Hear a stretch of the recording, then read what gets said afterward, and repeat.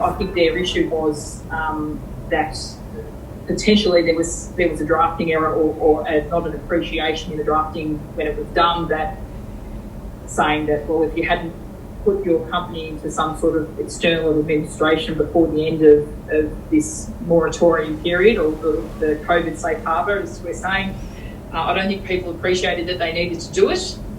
This is now being brought to everyone's attention. And so I think because we're vastly running out of time, there's probably only, one final sitting or two final sittings of Parliament before the end of the year, really. They're going to have to do a little bit of retrospective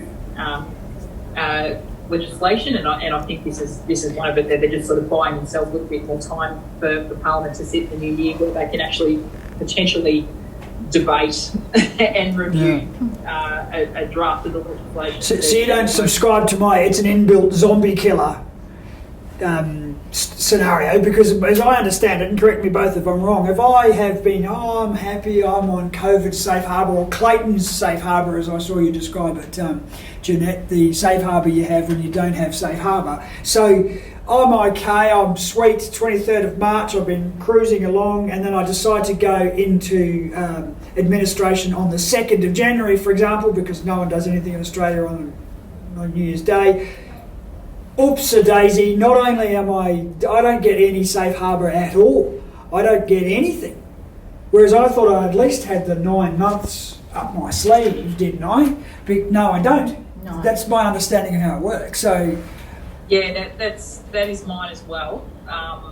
But who knows what sort of legislation that... Well, but at the moment you've got to play it by what you can see, though, Kristen, can't you? You can't say, well, I hope the government changes the law by the 31st of December, so... I wouldn't recommend people rely on a hope of potential legislation. I think if people are trading their companies whilst they're insolvent, regardless of the current safe harbour COVID environment, that they should seek proper advice through the install panel as to their options, because I wouldn't recommend people incurring debts knowing that they can't pay them.